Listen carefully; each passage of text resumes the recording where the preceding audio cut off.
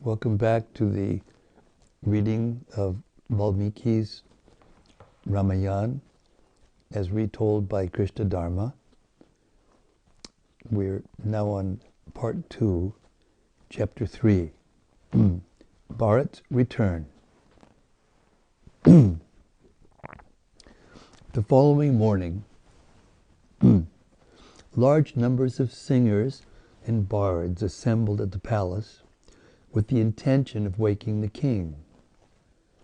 They stood near his quarters and began their recitations, praising the emperor and telling of his ancestors' glorious deeds. Holy Brahmins chanted sacred texts, while expert musicians played on various instruments.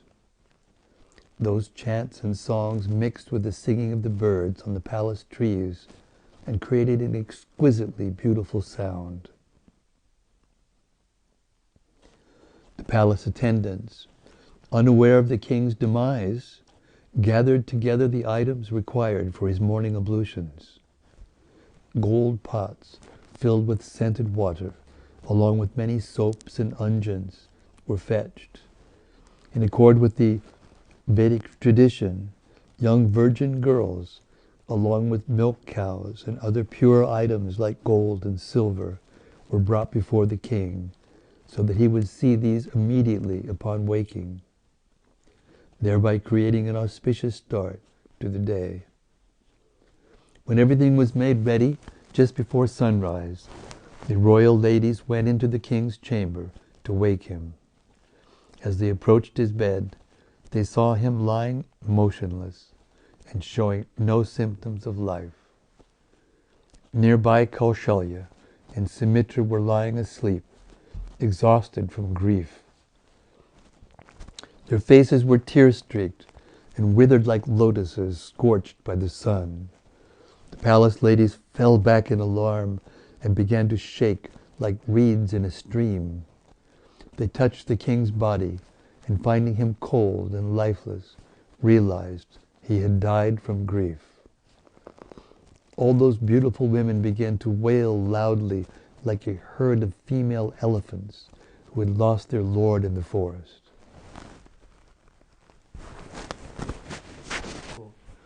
Kaushalya and Sumitra were roused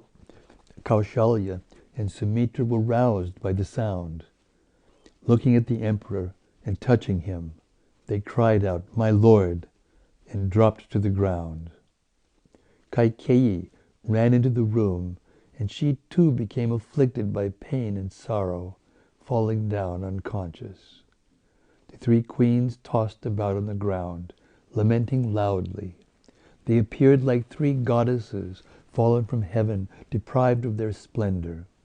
The whole chamber became crowded with men and women, all alarmed, bustling about excitedly. With the sudden death of the king, everyone became perplexed and confused. Loud cries filled the air. The king's 300 maidservants surrounded him on all sides, weeping piteously. Kaushalya looked at her husband's face, which seemed like the sun shorn of its luster. Kneeling by his side, she held his head and began loudly reprimand Kaikeyi. "O cruel Kaikeyi, are you now satisfied? Having killed the king, you may now enjoy the throne without fear. Rama has forsaken me and gone to the forest, and now my husband has ascended to heaven. I cannot live any longer. Only Kaikeyi, casting all propriety to the winds, could live happily after seeing her husband die in agony. O cruel lady, you have destroyed our noble race." Kaushalya embraced her dead husband. She thought of Rama, Sita, and Lakshman. How would they learn of their father's death? What will they do when they hear of it? Even now, poor Sita must be clinging fearfully to Rama, terrified by the sights and sounds of the forest. If this painful news should reach her, surely she will die. Kaushalya could not tolerate any more grief Tearfully she cried out to Kaikeyi, "You have killed me as surely as you have killed the king. I shall enter the fire clinging to my lord's body." With difficulty, the king's ministers separated Kaushalya from Dasarath. They gently removed her from his chamber and began to perform the necessary rituals for the death of a king. As none of Dasarath's sons were present, they could not perform his funeral. Therefore, in order to preserve the body until Bharata arrived, they immersed it in a vat of fragrant oil. The city of Ayodhya, already plunged in sorrow, became even more desolate. The people cried out their distress, and everything remained still, no one going out for any business. The great city looked like a dark night, bereft of the moon and stars. Loudly reproaching Kaikeyi in choked voices, the citizens grieved throughout the day and night, finding no rest. The following day the king's Brahmin counselors assembled together. Looking toward Vasishta, who was temporarily carrying out the king's duties, the wise sages made different speeches pointing to the need for a prince to be quickly coronated. The sages described how without a ruler, the kingdom would soon meet with ruin. In a land without a king, even the rain would not fall in proper time, and the crops would fail. Sons would disobey their fathers and wives their husbands. There could be no personal property without a protector, and men could not sleep in peace. Everything would become chaotic, and anarchy would soon prevail. Like fishes, men would devour one another. Atheism would become prominent, and godless and misbehaved men would become leaders. One of the chief Brahmins concluded, "Even as the eyes protect the body, so the king is ever vigilant to protect the people. The king is truthfulness and virtue incarnate. He is the mother and the father and the best benefactor of all men. All the principal gods reside in the body of the king. Indeed, he is the powerful representative of the Supreme Lord Vishnu. Therefore, O Vasishta, having Bharat and Shatrughna brought home, therefore, O Vasishta, have Bharat and Shatrughna brought home. Quickly crown a qualified man as king, before this ancient and prosperous kingdom is thrown into utter confusion and darkness." When the Brahmin sages had finished speaking, they sat awaiting Vasishta's opinion. Vasishta looked around the assembly and replied, "We should immediately send swift messengers to the Kaikaya capital, Giriraj.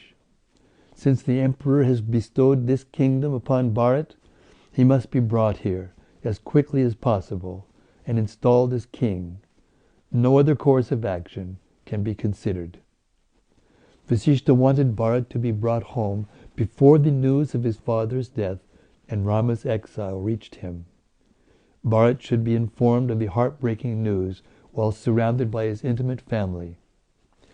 Vasishta said to the messengers, "Tell the prince that all is well, but that he is required for some urgent business.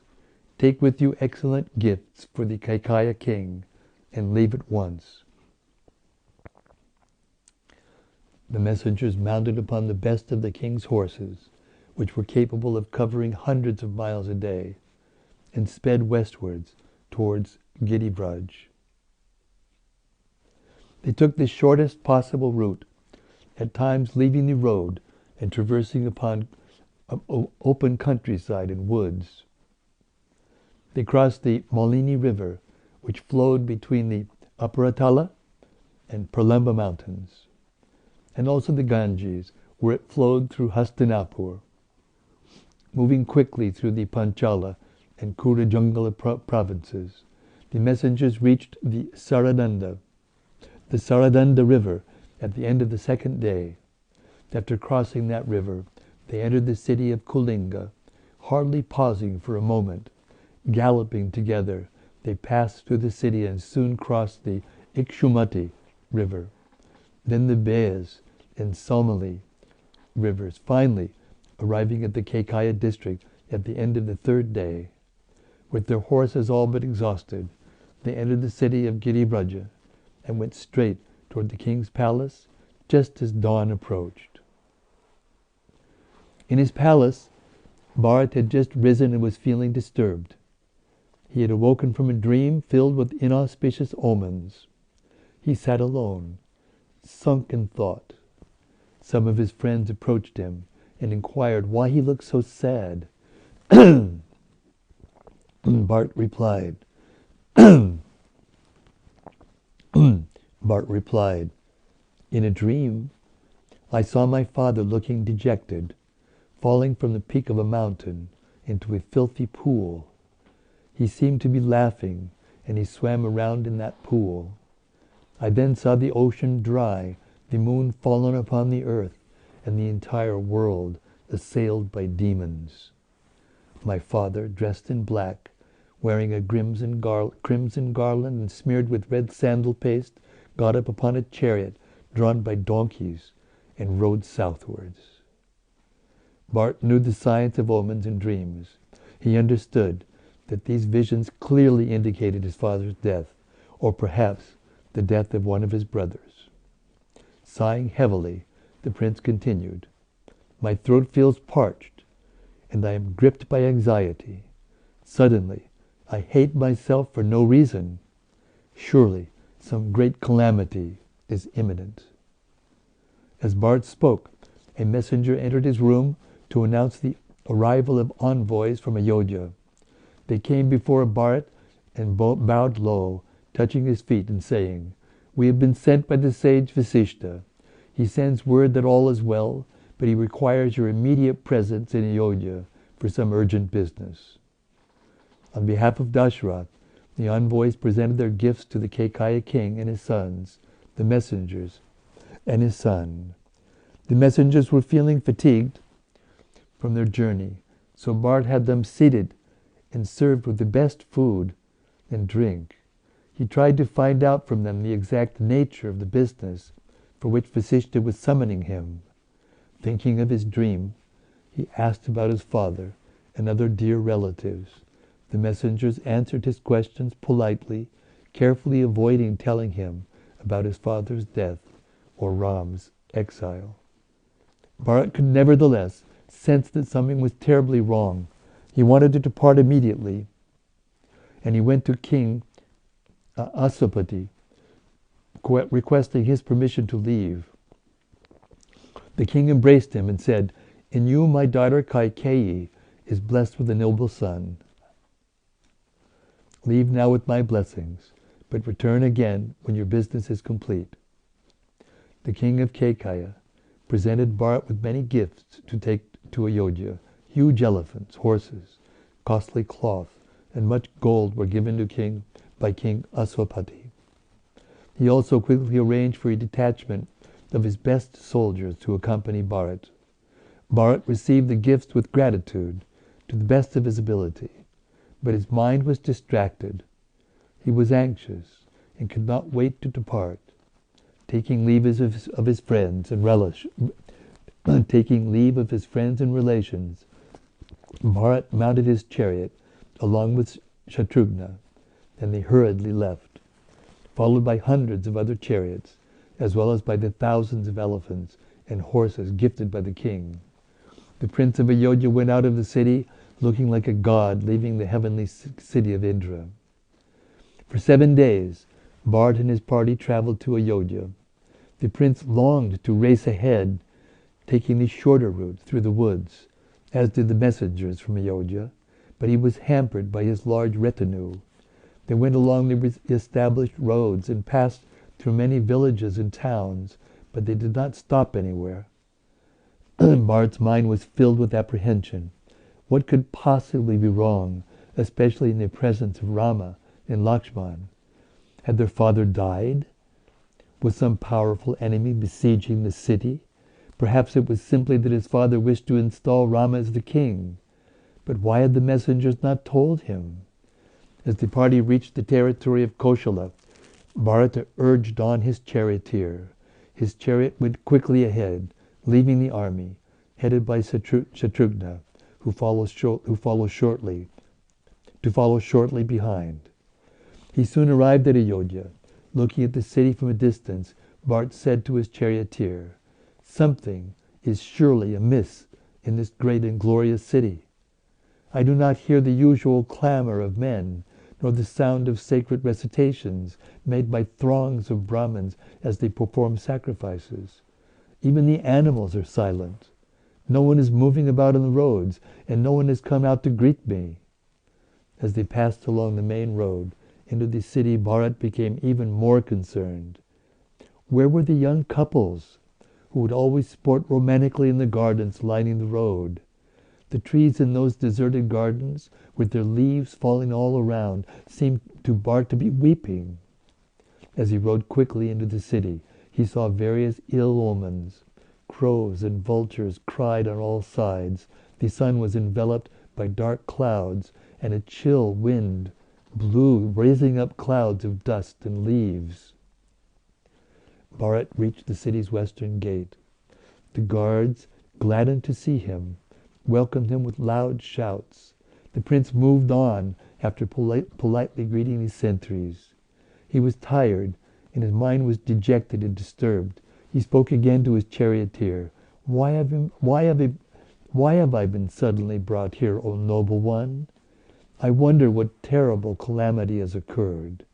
Even without any apparent cause, my heart is sinking, and my mind is consumed by fear." The prince looked around as the chariot sped toward Dasharatha's palace. He saw signs which seemed to him to indicate the king's death. Houses were unswept, dirty-looking, and bereft of splendor, their doors standing wide open. There was no smoke from sacrificial fires rising up, nor the usual sweet aroma of aloe and sandalwood drifting from the mansions along the road. Men and women were standing here and there, wearing soiled clothes and looking pale and emaciated, as if they had not eaten for days. Bharat looked at the closed shop fronts and abandoned marketplaces, the temples with their dusty courtyards, and the deities without fresh dresses or garlands. Everything seemed desolate. Filled with sorrow to see the unprecedented state of his beloved city, the prince arrived at Dasharatha's palace. Bharat quickly went into his father's room and was alarmed to find the king not present. Everyone looked down to avert his gaze. The palace ladies were weeping, and a sorrowful silence had replaced the normal sound of drums, lutes, and Vedic recitations. Bharat felt his stomach sink, and his limbs seemed to dissolve. Too afraid to ask about his father from the people present, he ran to his mother's apartments. As he entered, Kaikeyi sprang up from her golden seat. Bharat bowed and touched his mother's feet, and she embraced him. It had been a long time since she had seen him. Holding her son and seating him on her lap, Kaikeyi inquired, "How was your journey, my son? You must be tired. Are your grandfather and uncle both well? Have you fared well yourself while living in their kingdom? I have missed you here." After seeing her endearing questions, Bharat told her everything about himself. Still filled with apprehension, he asked, "How is it that I do not see the king seated here with you? Where indeed is my pious father? Why do I find everyone looking disconsolate and not speaking? I long to clasp my father's feet. Tell me, gentle mother, is he just now in Kaushalya's apartments?"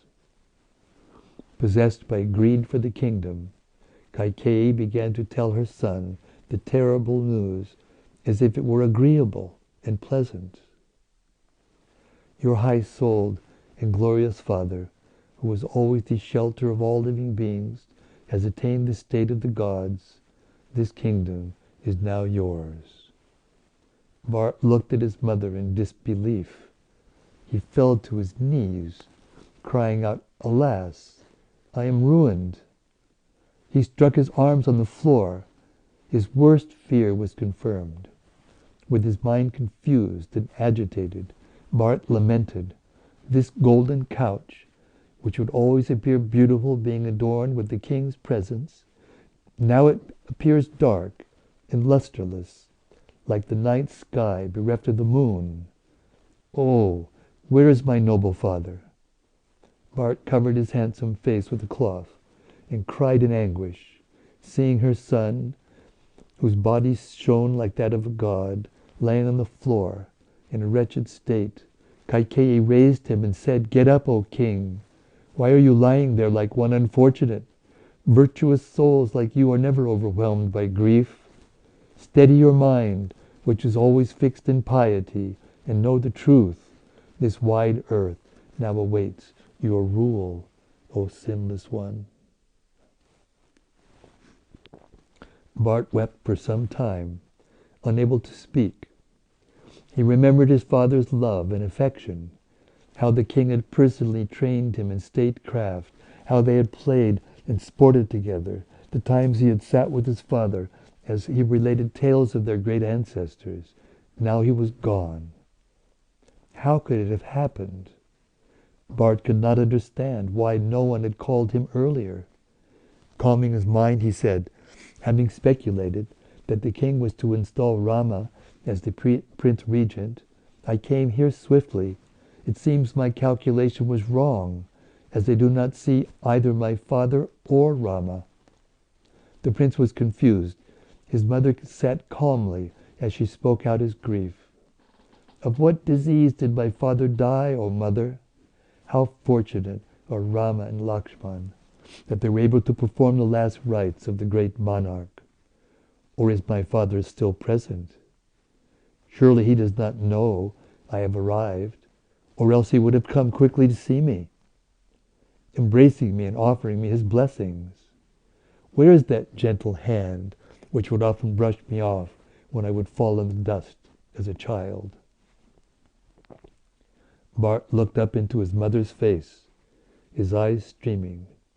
"Please announce my arrival to Rama. For a man who knows what is right, the elder brother is as good as the father. I shall fall at Rama's feet and ask him what final words were spoken by the righteous and ever-truthful king. I wish to hear my father's last kind message to me." Kaikeyi slowly replied to her son, telling him of the course of events exactly as they occurred. The glorious king, the best among the wise, departed from this world, calling out, "O Rama, O Sita, O Lakshman." Bound by the laws of time, even as a powerful elephant is bound by ropes, the king submitted to death, saying, "Only those men who will see Rama return with Sita and Lakshman will have their desires fulfilled and be happy."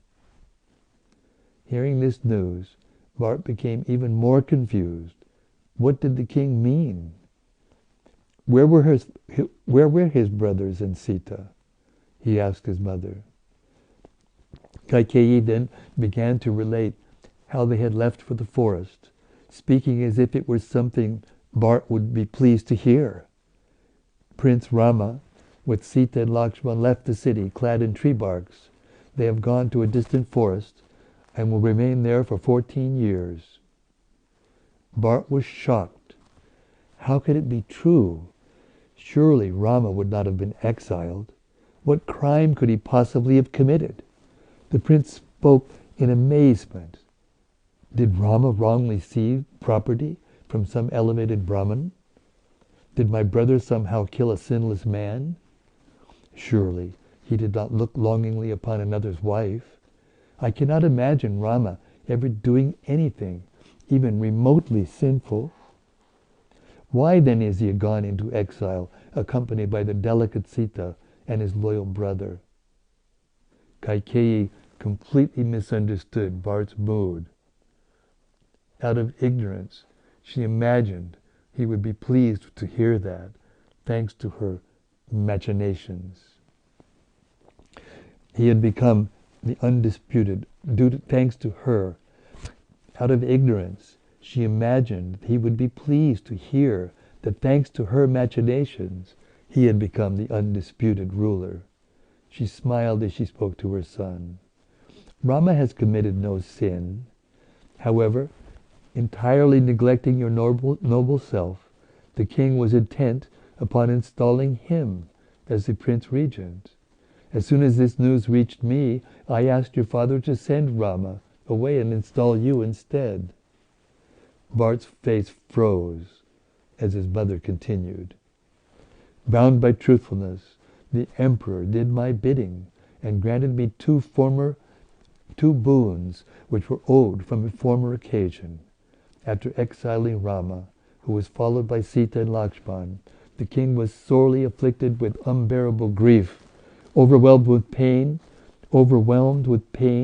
and constantly calling Rama's name. The Lord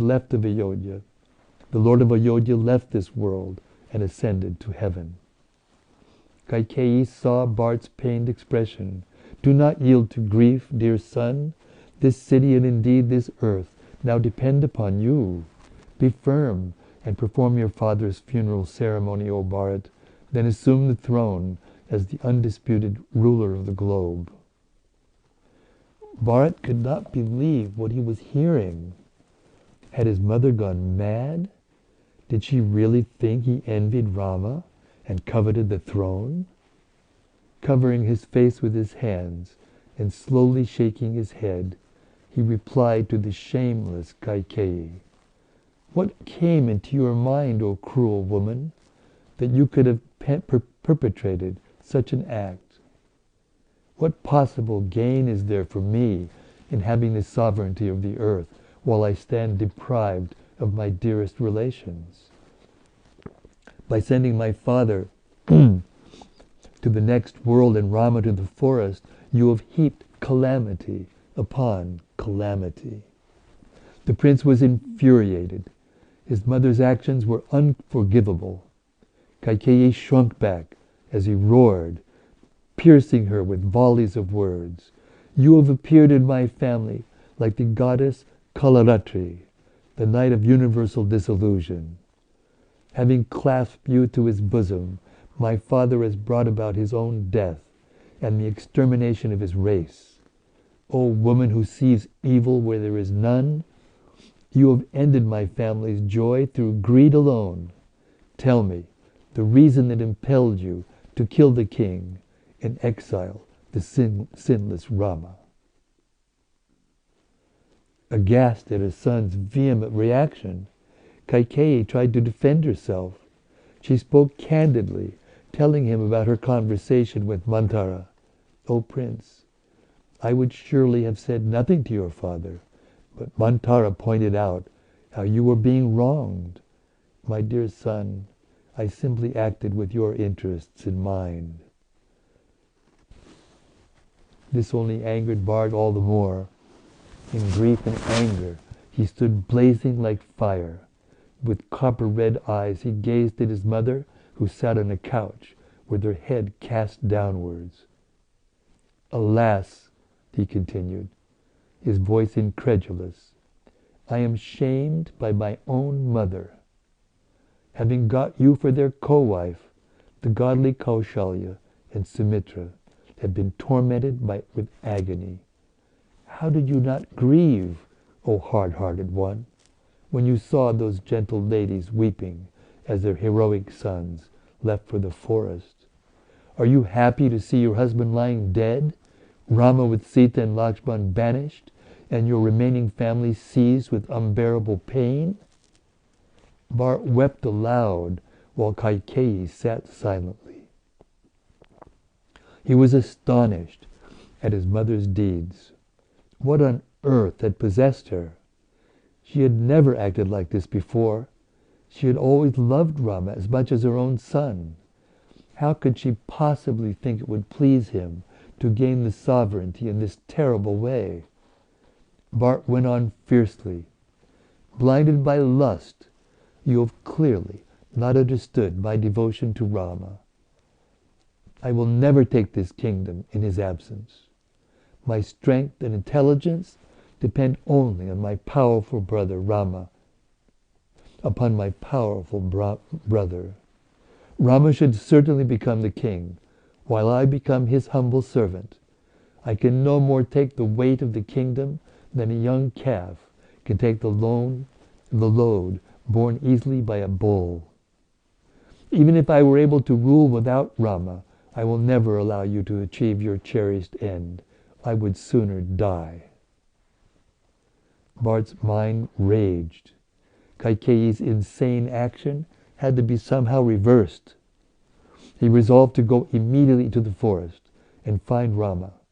He first had to establish to Rama that Kaikeyi's abhorrent acts had nothing to do with him. What must Rama be thinking?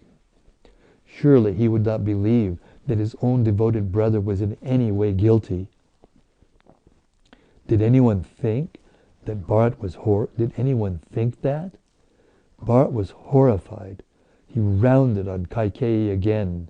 I cannot stand by and watch the path of morality abandoned as a result of your sinful desires. The eternal moral code prescribes that the king's eldest son should inherit the throne, especially when that son is the most highly qualified and beloved of all the people. I shall doubtlessly bring back Rama from the forest. O evil-minded one, you will never see me installed as the king. Bharat continued to reproach his mother with sharp words. Kaikeyi remained silent, her mind bewildered. Bharat's reaction was quite unexpected, and she did not know how to reply. Bharat shook his head. Since you have committed a hideous sin, you shall surely reside in hell. There you shall wail endlessly with none of your desired objects attained. Do not say anything to me, evil lady. I hereby desert you. You are neither my mother nor the emperor's wife.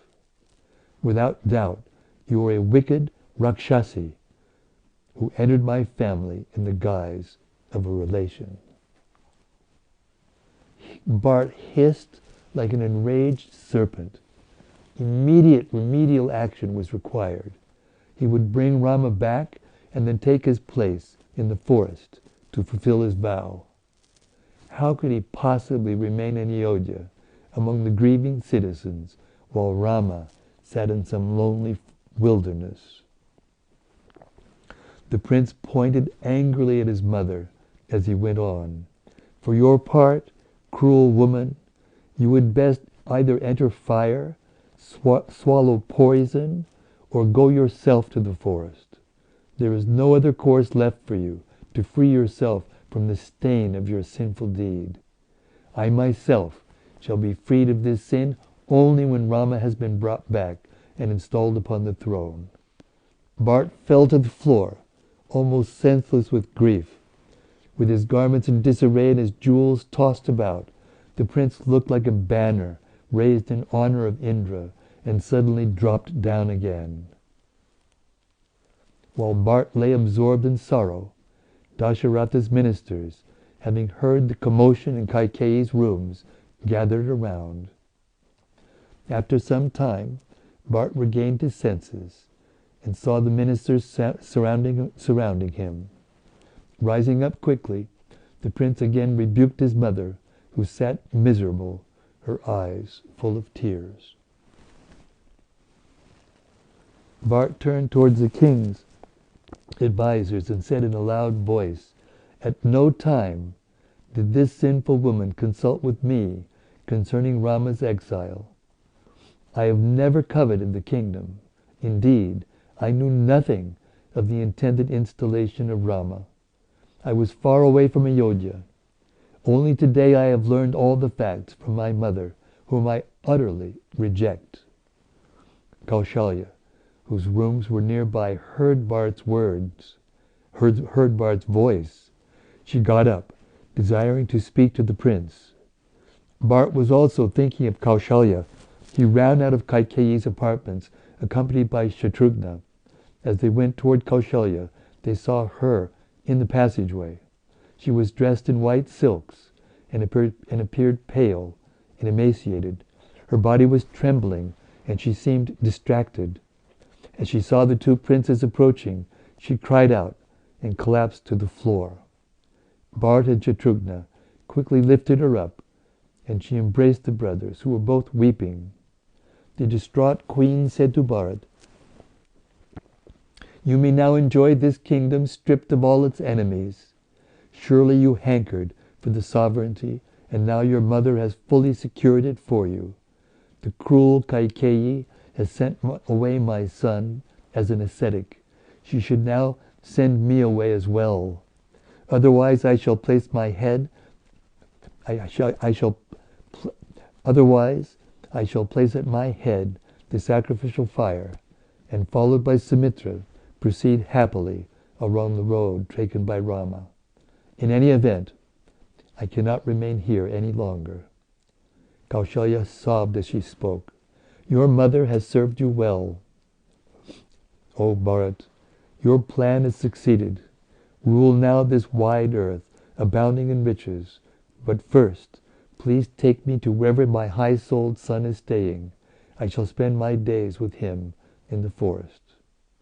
The queen bitterly reproached Bharat with many painful words. Hearing this, the prince was stunned, and he practically lost consciousness. His mind utterly confused, he fell at Kaushalya's feet and cried out. Kneeling before her with joined palms, Bharat said, "Surely you know my love for Rama, O noble lady. How can you even imagine that I am in any way guilty of conspiring with Kaikeyi? I found out only today of this terrible turn of events." Bharat clasped Kaushalya's feet. Did she really believe he was party to Rama's exile? The prince spoke from his heart. Let the man who agrees to Rama's exile reap the sins that follow every kind of wicked act condemned in the scriptures. Let him roam about this world like a madman, clad in rags and begging for his food. Let him never take delight in piety and truth. Let all his wealth be looted by robbers. Let him fall victim to every kind of disease. Let him never attain the higher regions inhabited by the gods. Indeed, let that merciless and evil man fall down to the darkest hell and remain there forever. The prince expressed his anger to Kaushalya, pleading his innocence by making numerous difficult oaths. He was mortified to think that anyone could imagine him in any way inimical to Rama. The queen was reassured by Bharat's words. She had spoken only out of her own anguish. In her heart, she knew the prince was innocent. Gently stroking his head, she said, "My agony is aggravated by your pain, dear son. Surely you are free of all sins.